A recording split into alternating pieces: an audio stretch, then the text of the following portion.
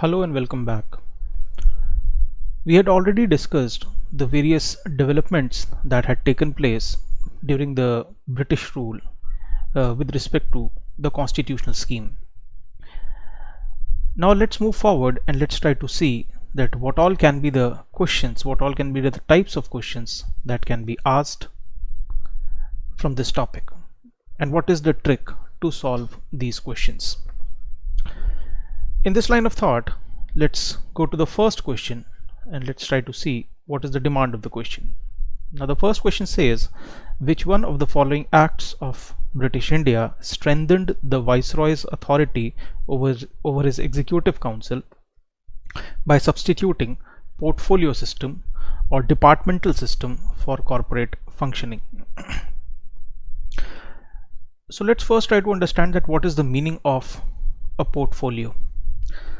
The literal meaning of the term portfolio is a file or a folder. A file in which or a folder in which documents are kept. So this portfolio system was introduced by the British through the Act of 1861. It was through Indian Council Act 1861 that this portfolio system was introduced into the Indian administration. What was the utility of this portfolio system? That one of the member in the Executive Council of Viceroy, Governor General and Viceroy, would be responsible for the supervision of one department, meaning thereby the portfolio of that individual would be containing the papers with respect to or related to that particular department. And that is the idea called as portfolio system. Ultimately the aim here is to maximize the efficiency by dividing the work. So if this is the question, that which is the legislation, which is the act which strengthened the Viceroy's authority over his Executive Council by introducing portfolio system, then the answer would be A, that is Indian Council Act 1861. Now this question has been asked many a times in the state PCS examinations, so it becomes important to remember this piece of information. Coming to the next question, that is question number 2. Now the question says that the most short-lived of all the British constitutional experiments in India was. Now they want to know that which piece of legislation which was having the shortest life. Now this is a pretty straightforward question. You do not have to do anything. You just have to see that what is the amount of time that has been passed between two pieces of legislation. Now there are 4 options, A, B, C and D. A is Indian Council Act 1861, then the other is of 1892. The time difference between these two would be roughly 31 years. This is 31 years. Now between 1909 and 1892 the difference is somewhat this is 17 years. Simple mathematics, you just have to divide the 2 years, subtract the 2 years. 1909, you subtract 1892 from it, then it would be coming out to 17 years. Likewise 1919 and 1909, the time difference or the years that have passed between these two pieces of legislation is 10 years.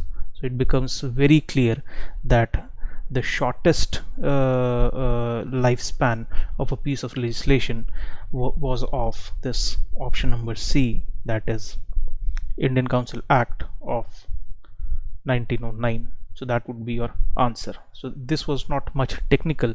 It was I would say more of a mathematical kind of a question. But then again, let's move forward. Let's move to question number 3.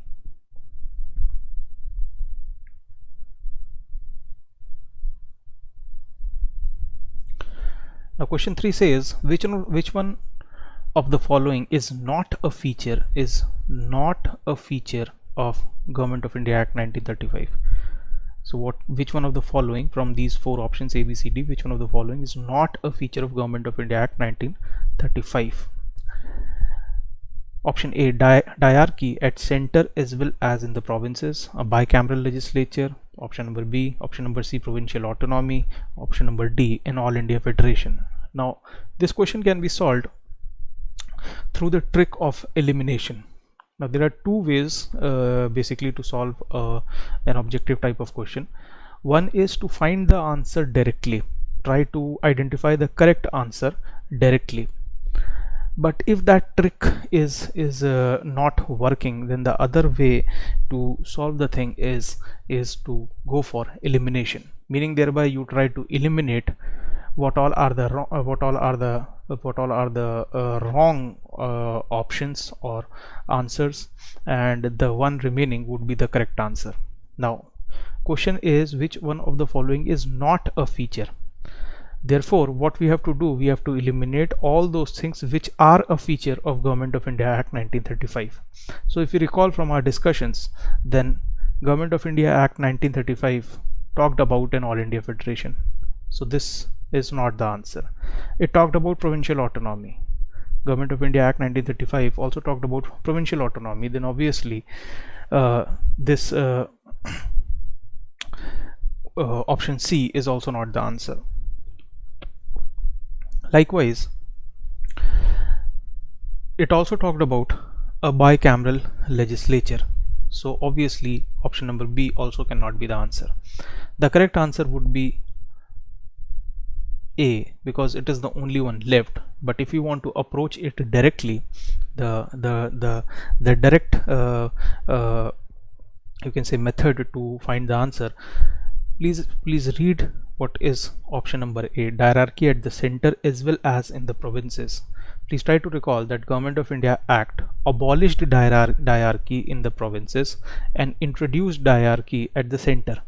So this option A is in a way wrong, because it says that diarchy would remain in the provinces also, but that was not the case. So the correct answer in our question would be option number A. Moving forward,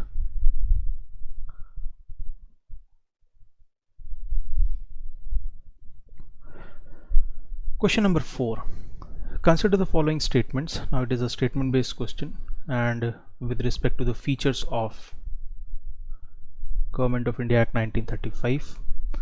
Now some of the main features of Government of India Act 1935 were: abolition of diarchy in the governor's province, power of the governor to veto legislative action and to legislate on their own, abolition of the principle of communal representation. Now which of the statement given above is or are correct? You have to find the correct thing or the correct statement. Please try to recall the analysis with respect to Government of India Act 1935, and according to it, diarchy in governors' provinces, it was abolished. So this is correct. Provincial autonomy was provided through Government of India Act 1935, but at the same time governor had the power to veto legislative action and to legislate in their own discretion. So this point number 2 or statement number 2 is also correct.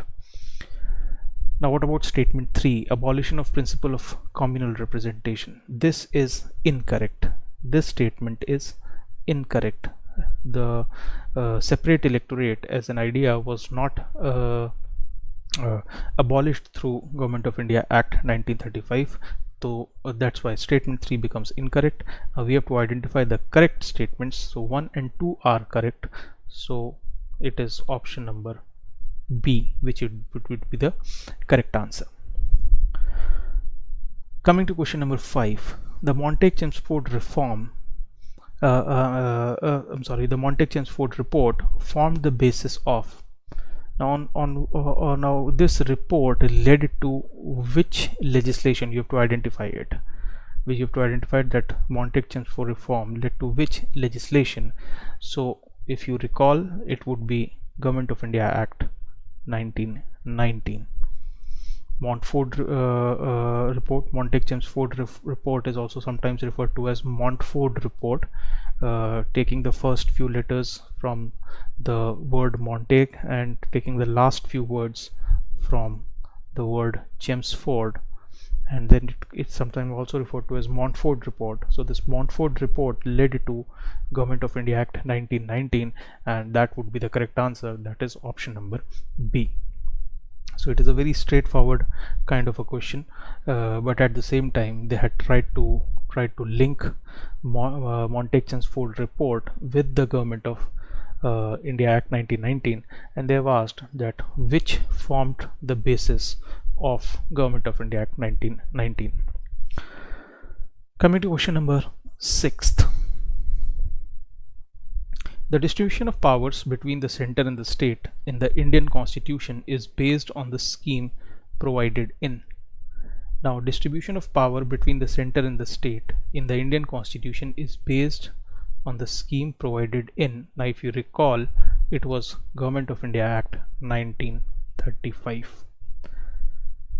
Please recall that it was all related to provincial autonomy, and the states, the British Indian provinces, they were having the functional autonomy to on certain matters, and they were the result of the distribution of powers between the center and the states. So the correct answer would be the Government of India Act 1935. Question number 7. Consider the following statements. The Charter Act of 1853 abolished East India Company monopoly of Indian trade.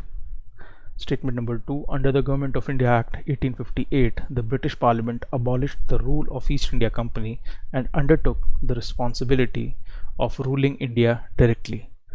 Which of the statements given above is /R correct? You have to identify the correct statement.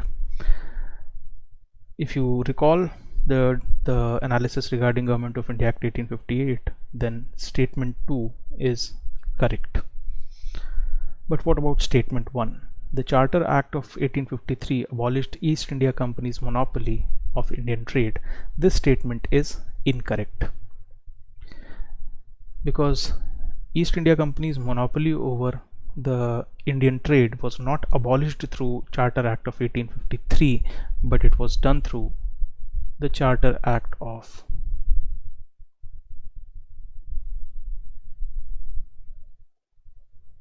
1813. It was Charter Act of 1813 which abolished the company's monopoly over Indian trade. So what would be the correct answer? The correct answer would be, we have to identify the correct statement. So obviously it is option B. That is 2 only. Coming to the next question. The system of diarchy was introduced by, they want to know that which reform or legislation led to the introduction of diarchy. Again, it is a very straightforward question, and obviously if you look at the options, and you will come to the conclusion that it is this Montague-Chelmsford reforms which led to Government of India Act 1919, which led to the introduction of diarchy. So it is this option A which is the correct answer. So this is the type of questions that would be asked. You see that they are very much straightforward in their nature, and if I talk specifically about a question like question number 8, then if it is not asked in the UPSC civil service examination, but at the same time they have such a question would be having a high probability to appear in the state PCS examination. So the candidates who are preparing for the state PCS examination, they should focus on such kind of questions. Moving forward to question number 9. Question number 9, and the question is about match the following. They want to go for that exercise that we all had had indulged into in our school days with respect to matching the two lists. And let's see what it is all about. Now match list 1 is about Governments Act, Colonial Governments Act, and list 2 is about the provisions of the act. So you have to go for matching up. Let's take A, Charter Act 1813. Now it is would be related to which of these in list 2? Now if you see, it would be point number 2, companies trade monopoly in India was ended. This is Charter Act of 1813. This is one of the provisions of Charter Act 1813. So A would be linked to point number 2. Regulating Act. Now what was one of the provisions of the Regulating Act?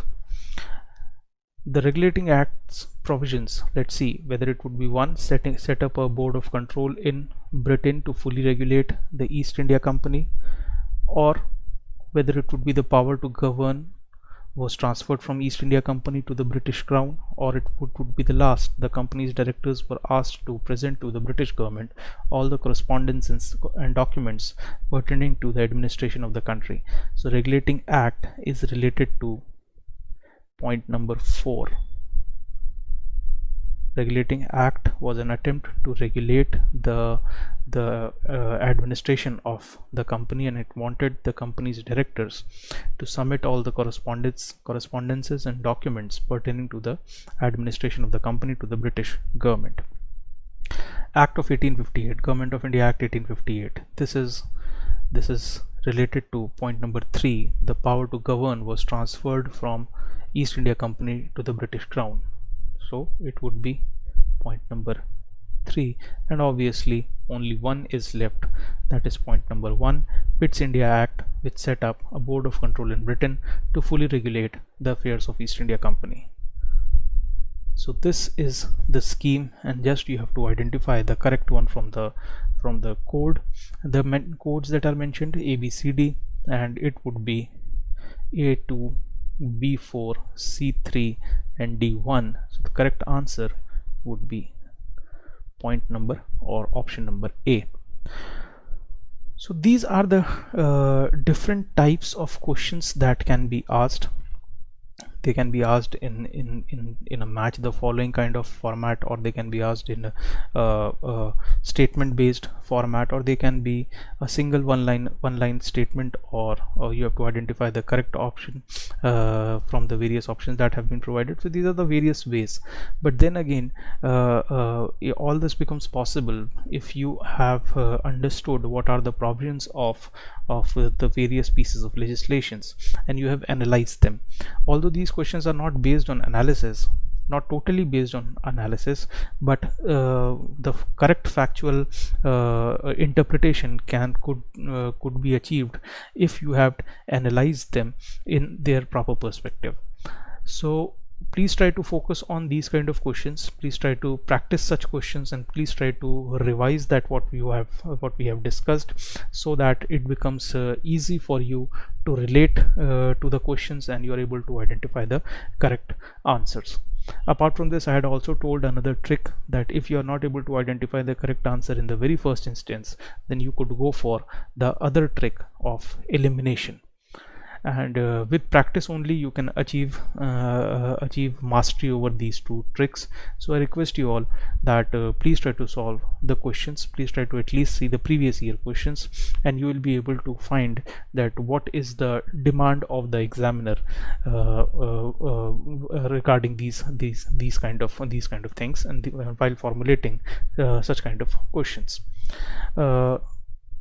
I'll be talking about the various other things in the successive lectures, and also I'll be incorporating the questions with respect to the various other topics in the subsequent sessions.